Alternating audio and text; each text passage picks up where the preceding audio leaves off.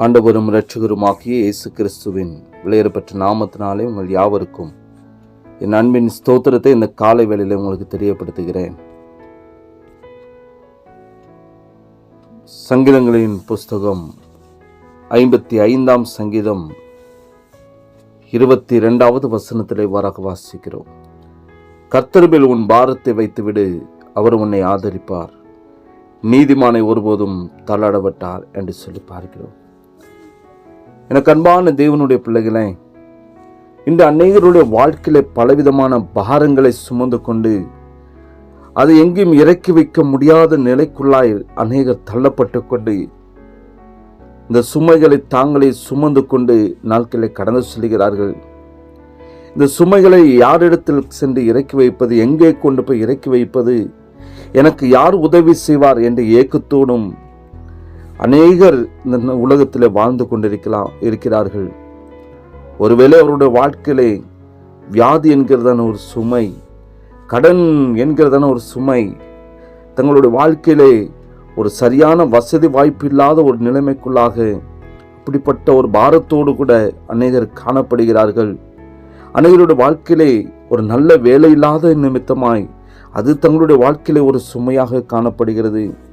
ஒரு நல்ல வீடு இல்லாத நிமித்தமாக தங்களுடைய பிள்ளைகளை குறித்துதான ஒரு பாரம், இப்படி அநேகருடைய வாழ்க்கையில பலவிதமான சுமைகளை, பாரங்களை இப்படி சுமந்து கொண்டு கண்ணீரோடும் வேதனையோடும் துக்கத்தோடும் இந்த உலகத்தில் வாழ்ந்து கொண்டு இருக்கிறவர்கள் எத்தனையோ பேர்.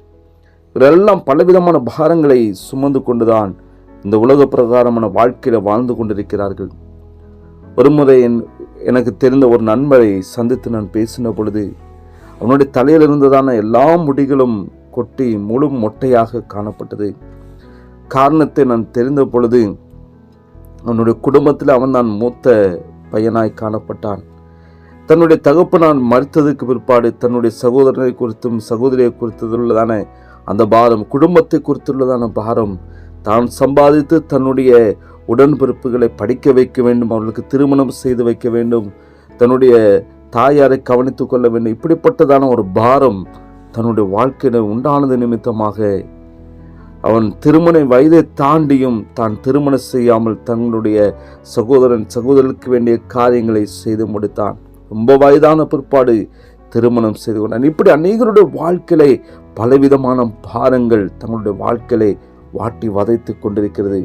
எத்தனையோ பேருடைய வாழ்க்கையிலே இப்படிப்பட்ட நிலைக்குள்ளாக அநேகர் தள்ளப்பட்டு கொண்டிருக்கிறார்கள்.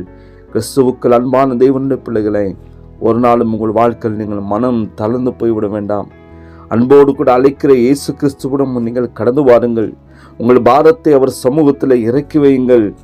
அவர் நீதிமானை ஒருபோதும் தள்ளாட விடுகிற தேவன் அல்ல.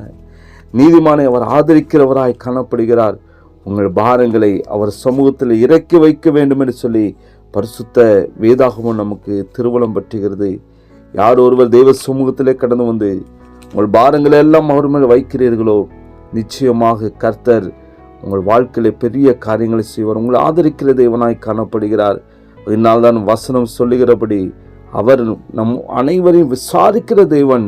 அதனால் நம்முடைய கவலைகளானாலும் சரி, வேதனைகளானாலும் சரி, துன்பமானாலும் சரி, துயரமானாலும் சரி, எல்லாவற்றையும் அவர் சமூகத்தில் இறக்கி வைக்கிறதான பொழுது நிச்சயமாக கர்த்தர் இதிலிருந்து ஒரு விடுதலை கொடுப்பார்.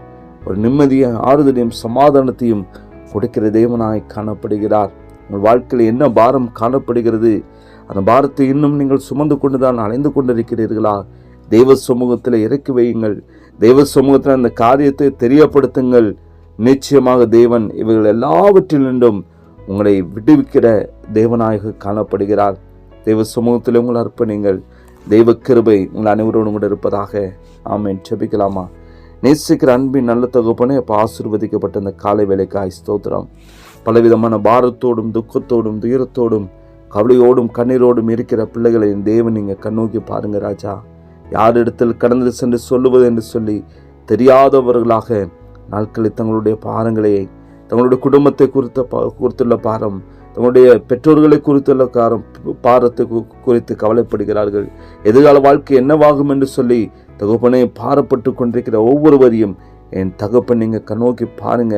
உடைய வாழ்க்கையில காணும் எல்லா நிந்தைகளையும் அவமானங்களையும் துன்பத்தையும் என் தேவன் காலை பொழுதில் முற்றிலுமாக மாற்றுவீராக, விடுதலை செய்வீராக. என் ஆறுதல் படுத்துகிற தேவன் தம்முடைய பிள்ளைகளை ஆறுதல் படுத்தும், தேற்றுவீராக, கண்ணீரை துடைப்பீராக. இதே தம்முடைய பிள்ளைகளோடு கூட வந்து நன்மையான காரியங்களை செய்யுங்கப்பா. பாதுகாத்து கொள்ளுங்க. இயேசுவின் நாமத்தில் ஜெபிக்கிற நல்ல பிதாவே, ஆமேன், ஆமேன்.